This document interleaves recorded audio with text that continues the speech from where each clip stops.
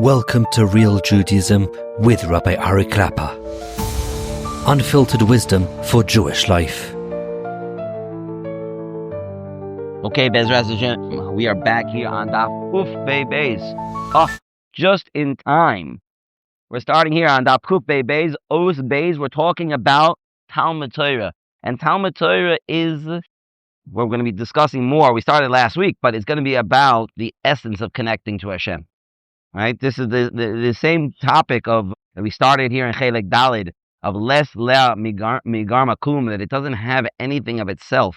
That Shabbos doesn't have anything of itself. It's just the gateway of HaKadosh Baruch Hu. Les lea migar makum. This is Limud Torah is really the essence of this idea. It could be. So let's see. We're here on Ois Beis and Daf Kuf Beis. Hinei. Chazal misaprim ma'aseh shebo anshe Simonia etlo Rebbe sheyitain lehem rab. There was this town. It was called Simonia, and in Simonia they needed a rav. So they came to Rebbe and they said, Rabbi Yehuda Nasi, we need a rav. Right, the Yerushalmi and Yevamos, you need a rav. Shalach lehem as Levi bar Sisi. So they said, I have a great rav for you. His name is Levi bar Sisi. He's going to be your rav. Wow, that's a nice haskama from Rabbi Yehuda Nasi. He's going to be your... Okay. Also, bima, gedola, bo'shiva leo. They gave him, like sometimes when we have really chashuv guest speakers, they make a big thing for them to sit on so that everybody can see. They did this for Levi bar Sisi. He's sitting on this big bima. And they started asking him questions. And what do you need a rav for? Obviously, you need a rav so you can ask halachic shilas. That's the whole point. I mean, you need to give you halachic guidance and other things like that as well. But we need to know. We need to know what the halachas are. So they asked him, Gid mis b'mahi choletis. If you have a man who doesn't have a foot, how does he do chalitza on him? Because part of the mitzvah of chalitza, which is very briefly, is if you have two brothers, one of the brothers got married, and he dies, unfortunately he dies, without having any children. So his wife either has to marry Yibum, the deceased husband's brother, or they have to do chalitza. Chalitza is not divorce, but it's a way of breaking the connection and allowing this woman to go marry somebody else. Part of the process of chalitza is that she needs to take the shoe off of her brother-in-law, or her husband's brother. What if he doesn't have a foot? What do you do then? Well, it's a question, okay, but this was the question that they asked. Yeah?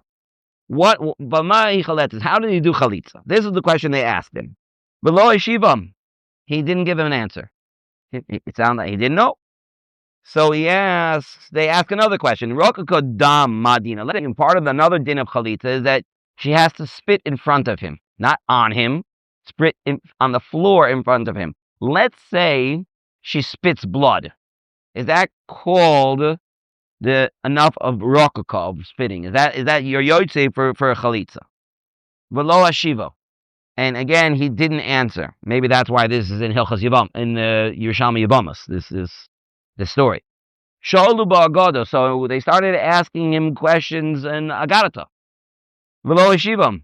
And again, no answers. Now they got this rav so that he would answer questions, and he's not really doing his job. Bo etzel Rebbe. So they went back to Rabbi Yehuda Nasi. Amalem chaychon ish kemoisi natati lechem. So he said to them, "What do you mean? I sent you somebody who's like me." Sholach Rebbe acharle, and they're complaining. His rav is, he's an ignoramus. He doesn't know nothing. Doesn't answer any of our questions. And Rebbe's like, he's a big Talmud Chacham. So something's not right over here. So he calls in his Talmud Levi. Right? Sholach Rebbe achar Levi v'sholto et hashelot ahein. V'ano alakol. So Rebbe asked him the same questions, and he gave answers to all of them. Amalei Rebbe, lama lo hashavat ve'ez shalot mimcha. How come you didn't answer them? How come you only answering? How come you didn't answer them? Amalo asluli bima gedola, because they made this big, place for me to sit on, on this high chair. V'oshibo oti alea v'gaba roichi, and I became a little bit like Gaivadik, that I'm so, I'm like, whoa, I'm so chashuv. Gaba ruchi alai v'lo al yadi zeh nishalti milada lashivam. And that's why I was nishol and I wasn't able to answer them. That's why, because basically my gaiva took away my chochmah. That's what he answered. Kara Allah Rebbe says about this, Im nivlas bit naseh vim zamuz yad lapeh. Mi garam lecha litnabel b'divrei Torah al shit nasus behem atzmacha. So he quotes a pasuk in Mishlei, which basically means that what causes a person to lose their Torah? Somebody who becomes a Baal Gaiva because of that Torah. That's what makes him lose his Torah. Now, Pincus has a question over here on this Maisa. Ma tamua davar. This is a wonder. Eich kara legodol hamoroim. Asher Rabbeinu HaKadosh nishba shu godol kamoisoi. How could it be one of the greatest Amoroim that Rebbe Yehuda Nasi himself said he's like me? Shelo yodol anos mikol ma'asher shalu. That all of a sudden he forgot all the answers to all the questions that they asked him. How could that be? Because be'emet yoda hakol, and he really did know the answer. V'lanu haktanim ha'aniyim lo korokach. And this doesn't happen to us though. You know, I might not know as much Torah as any of these Amoraim, but if you ask me a question that I do know, I'll be able to answer you. I'm not going to forget it in a second. Even if you would put me up on a big chair, in 1 second to forget, it's called a Torah. All of a sudden, I don't know all my Torah in 1 second because you put me, you gave me a hachtara. Yeah, you just made me into big Rosh Hashiva. I just saw an ad in one of the magazines that we are having a big celebration welcoming our new Rosh Hashiva, right? It's one thing to do that. It's another thing to put an ad like that in a magazine that 100,000 people are going to see, right? That's a little bit bigger, right? But yet, I'm going to forget all the Torah in that? How come by the Amoroim you see that this happened? The great Rabbi Elazar ben Aruch, that it says about Rabbi Elazar ben Aruch, the Mishnah in Abu says about him, that if you put all the Tanoim at that time on one side, including the great Rabbi Elazar HaGodol, Rabbi Elazar ben Hyrcanus, the great Rabbi Elazar ben Hyrcanus, what they call Rabbi Elazar HaGodol, you put him together with all the Talmidei Chachamim on the time on one side, and you put Rabbi Elazar ben Aruch on the other, Rabbi Elazar ben Aruch will outweigh all of them. And yet the Gemara says about him, Chamra de Prugaisa Umaya did Musit Kipchis Aseres HaShvatim Yisrael. There's certain wine of Prugaisa and the water of this place. Did you muset? Those are the things that took away the Aseres HaShvatim, meaning that caused the Aseres HaShvatim to be going to Golus. Rabbi Elazar ben Aruch Ikla Lahasam. Rabbi Elazar ben Aruch visited there. He went on a vacation or something like that over there. Imshich Basrayu, when he got pulled after these physical enjoyments, he akar Talmudah, and he forgot his learning. The greatest Tana of that generation, and it could be, if he was the greatest Tana of that generation, it could have been the greatest Tana of all time. Okay, such language they don't really use so often in Shas or in Talmudic literature, that somebody was that great, that he outweighs everybody else of the generation, right? And yet he forgot all of his Torah. He forgot everything. Ki Hoder, when he came back from that, I don't know how long he was there from that vacation, also kam the mikre b'sifra. He came to learn Torah. And he came to read. And he read, Bo mikra hachodesh hazeh lachem, from the Torah, the Pasuk, hachodesh hazeh lachem, Parshas Boy, which talks about the first mitzvah given to Klal Yisrael as a whole, which is the mitzvah Kiddush HaChodesh. He came to read from that. And what did he say? Instead of saying, hachodesh hazeh lachem, Omar hacherish haya libam. He mispronounced more or less all the words. And he mixed up letters. It came to the point where he didn't even know the right letters. Now, if you look very carefully, the difference between hachodesh hazeh lachem and hacherish haya libam is actually very, very subtle. The difference is in the first word, the dalid versus a resh. The difference between a dalid and a resh is like one dot. That's what it is. That little part that sticks out the back of the dalid, the resh doesn't have that. And the second word, instead of hazeh, it says haya, which means it's the bottom part of the zayin that he took out, the yud. The difference between a yud and a zayin leg that sticks out. And lechem and libam is also, the difference is just a little dot between a chaf and a beis. So it's very, very, very subtle differences. But even like when kids are like 4 or 5, 6 years old and learning how to read, they pick up on these things. It's not the greatest town of all time shouldn't be making mistakes like this. When the Rabbanim saw this, they were shocked, and they davened for him so that he would remember his Torah, and he did. Ayin Sham. V'yadua masha omru v'mesechas avos. We just quoted this before. Imu kol chochmah Yisrael b'kaf maznayim v'rebelezim ben hurkanis af imoyim. If all of the Tanoim in Klal Yisrael were on one side, including Rebbe Elazar HaGadol, and Rebbe Elazar ben Arach b'kaf shniya, and Rebbe Elazar ben Arach is outweighing all of them, machriya kulam. Eich berega echad charash haya libo. How could his heart have become so deaf? Right, to play on words that the Rapinkus is doing over here. How could he have become so deaf? Ad shelo yada af likro. He doesn't even know how to read. He doesn't even know how to read like a 5 or 6 year old can read. How could that be? V'nira habira zeh. It's an amazing thing what he's going to say over here. Nira habira v'zeh dehine hamishna mitzayene es ma'aloso shel Rabbi Elazar ben Arach michaverom.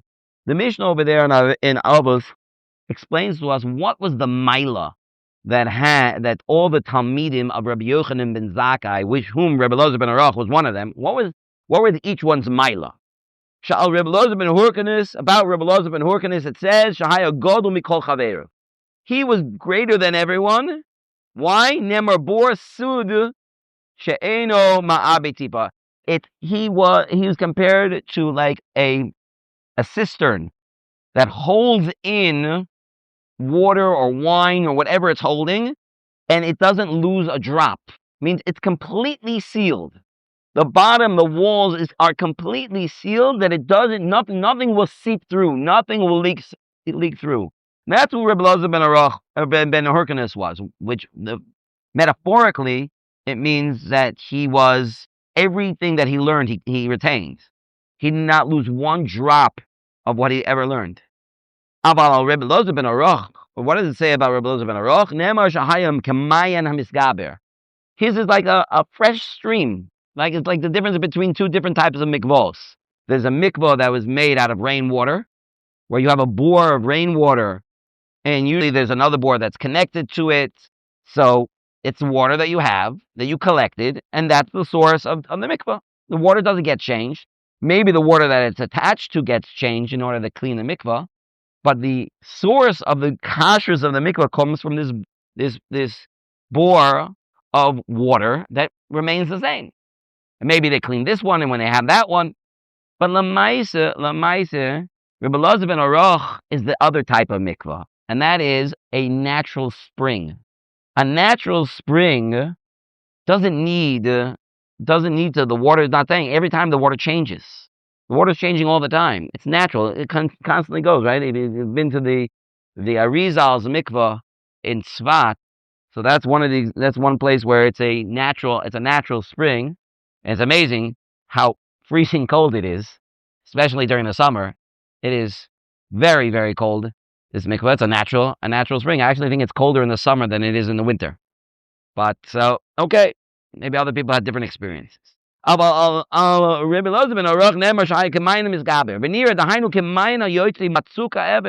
coming out of the ground. There's no well that it's coming from. It's coming from a deep, deep place, right? What we call a natural spring. There's no end. How much water is down there? It's constantly flowing. It can keep flowing forever, right? The Arizal mikvah is still going. It's a natural spring. It just keeps reflowing. And the truth of the matter is, around here, Eretz Yisrael, you can find a lot of these natural springs. What comes out is we see that there are two types of Talmidei Chachamim. Echad begeder bor ve'echad begeder mayan. One is like a cistern that's holding water, and the other one is a natural spring. Hainu diyesh Talmid Chacham. There's a type of Talmid Chacham hasoypeg al toicho oitzros chochmah. He is like a sponge. Everything you tell him, he keeps it.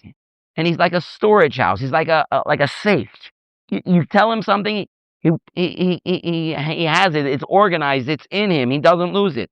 He's like, he's like an oitzer. He's a library of information. The only thing is you have to put another book in, and another book in. You bring in another book. That's one type of Talmud Chacham. That's the Rebbe Elazar ben Hurkin is Talmud Chacham. Right? Every single thing he learns, he remembers. An amazing thing. Once upon a time, Klal Yisrael was like that. Once upon a time, when Klal Yisrael got the first luchos, before the Chet HaEgel, they were holding in a place where every single thing that they learned, they remembered. And I also, if I recall properly, I saw a different place that also, if you drank from the Be'er Miriam, you also would remember all your Torah. Amazing thing. There's another type of Talmud Chacham. There's another type, and this is Rebbe Elazar ben Aruch. There's another type of Talmud Chacham that where he has. It's not like you just pile books in and he memorizes books. That's not what it is. What it is that he is connected completely to Hashem. It's not like he learns more and more and more. He doesn't learn more and more and more. He gets another book in his head. It goes into the memory and it gets organized in the file, and all you have to do is click and it comes back up. It's not like he has a computer in his head. That's not what it is. What it is that he's connected to the circuit board. And the circuit board has everything. And all I am is connected to it. And if I'm connected to it, as long as I'm connected to it, I'll have everything.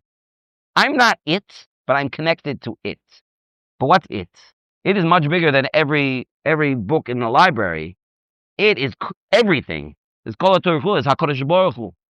So if you're so close, you're so davuk to Hashem, that you're constantly getting the flows directly from Hashem. This is an overflowing natural spring that doesn't have anything to catch it per se. If you had something to catch it, as it overflows, it would be retained. But it's not being retained. It's just constantly flowing. That's what it is. It doesn't have a base kibble. It's not holding it in itself, but it's just constantly flowing. It doesn't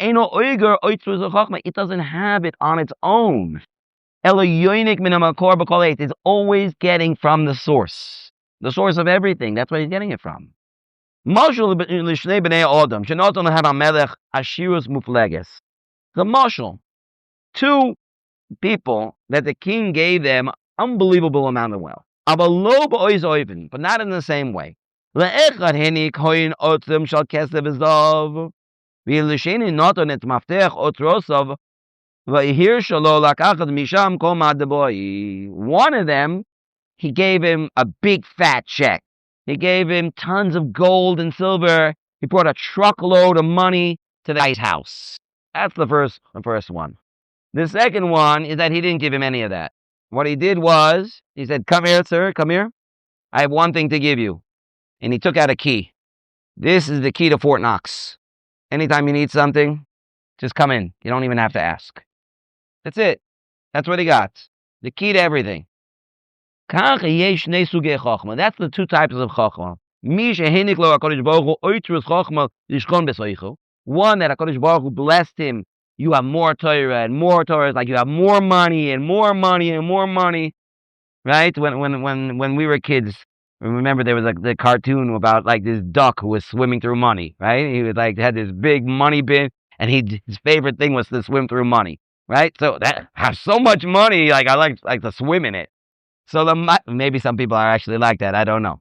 The mice, we'll talk about it after. The mice, there's one there. That's it. I got so much money. I have so much money. That's it. But that's it. It stopped. What you have is what you have. It might be billions. It might be hundreds of billions. But that's it. You got what you got. But the other guy, the other one though, I got the key to all the chochmah. That's what I have. Anytime I want, I just go in and I take anything. The difference is though, what happens when it stops, which we'll see soon. This is the drasha that Chazal said. Ki Hashem yitain chochmah b'piv dasu zvuna. Tani Reb Chia. The pasuk says in Mishlei, Hashem is the one who gives chochmah. From His mouth comes true understanding. Tani Reb Chia. Reb Chia learned mashal lemelech basav adam she'asa suda le'avodah mishagar le'avav mimashal upanav. A mashal to the king who made a great suda for his servants and for the people who are with him. Mefarish Rashi, kach chochmah she'lo ovo shalmokom not let me be below me oiter. Hashem, the mashal is that when it comes to chochmah, Hashem gives the chochmah from His own mouth. Yeah, meaning in the mashal, what happened over here was that the king made a big suda. So he made a big suda for everybody, for all his servants, and he gave out. Everybody got their own mana. Everybody got their own place. But for his close people, the ones who he really cares deeply about, he made sure those guys are getting from his personal pile, his personal plate. They're getting from that.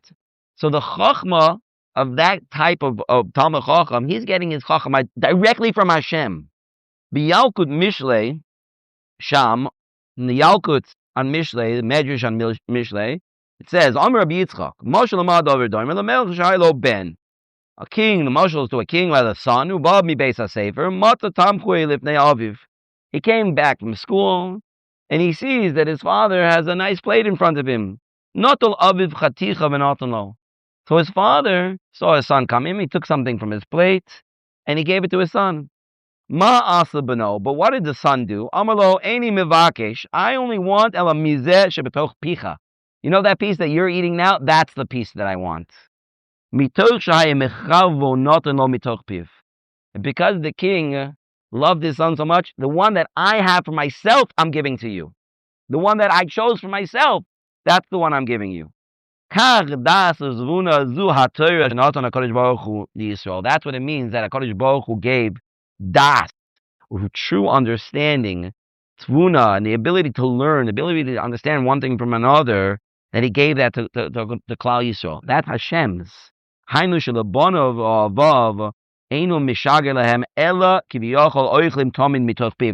We are getting directly from Hashem, from His, not something that He sets aside for others, from His own. So we're now on the top of Kuf Pei Daled. Not only that there's no end to this chochmah. When you're taking from the source itself, it's endless. It's completely endless.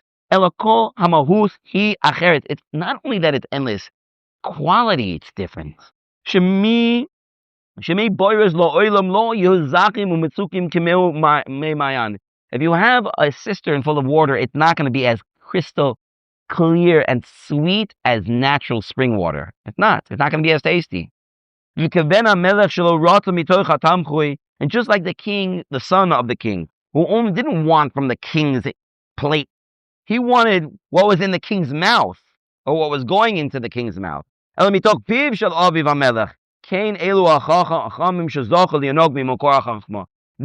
is the Talmud Chacham, that he's not just, he learns on his, he got it on his own and collected chochmah, but he's getting it directly straight from the source of the chochmah itself. He's connected to that source. He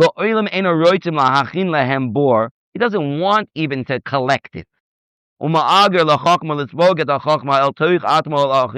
doesn't even want to collect it and have it for later, because it's not going to be as sweet, it's not going to be as fresh. He always wants the fresh one, right? My grandfather, Allah Shalom, he used to tell us that the food in the old country in this situation is Poland, the food in the old country was much, much tastier than it was after they lived in America.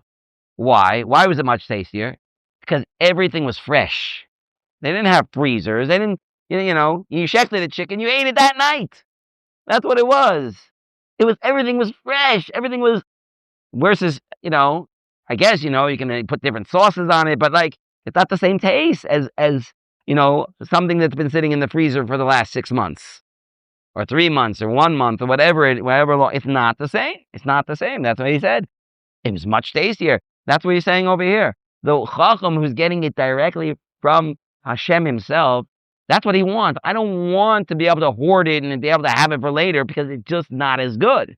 If I'm connected to Hashem, I want to have it all the time. That's the type I want to have. I don't want to save it for later, just to be able to collect it and have it. And once I have this mayan that I'm overflowing constantly, new, and connected to that source, I don't want to have my own. It's so much better to get it from Hashem. I don't need my own. Even if for sure, that's also Torah. That's also Torah too. But what do they want? I want to be so close to HaKadosh Baruch Hu. I want to be so double to HaKadosh Baruch Hu. Yishara, with this direct connection, Shechina so aleim, that I have that Shechina with me. Shechina to the ber mitol korona. It's like Hashem himself is speaking from my words. Lo achoch medaber ela Shechina medaberet. I'm not even speaking. It's Hashem speaking. That's how dovak I am. That's what it was by Moshe Rabbeinu. By Moshe Rabbeinu, I don't think we're going to have enough time. We're going to have to stop over here. But Moshe Rabbeinu was like that. Moshe Rabbeinu was at a level where he was so close to HaKadosh Baruch Hu, so dovak to HaKadosh Baruch Hu, that the words that he said were HaKadosh Baruch Hu's words. How do we know that? Because that's what's written in the Torah. And the Torah is directly from Hashem. Those are Hashem's words. And do you know what happened to Moshe Rabbeinu?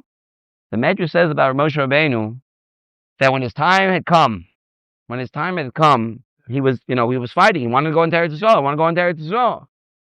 And Hashem actually gave an opportunity, maybe to go into Eretz Yisrael. But you should know, if you're going to go into Eretz Yisrael, you're not going to be Moshe Rabbeinu anymore. He's like, I'm okay with that. No problem. I'll be Yoshua ben Nun's Talmud. No problem. I'll do that. I don't mind. I don't have a gaiva. I just want to go into Eretz Yisrael. He says he came to sit by Yoshua ben Nun while Yoshua ben Nun is giving shir, and he didn't understand the shir. He didn't understand it. What do you mean? Moshe Rabbeinu, Kol HaTorah Kula came to Moshe Rabbeinu. He didn't understand the shir. He said one word. What pshat?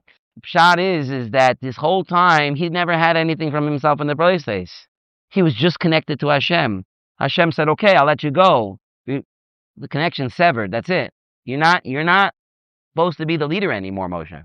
You're not. So therefore, I can't give you the way I gave you before. And he cut it. When he cut it, his source is gone.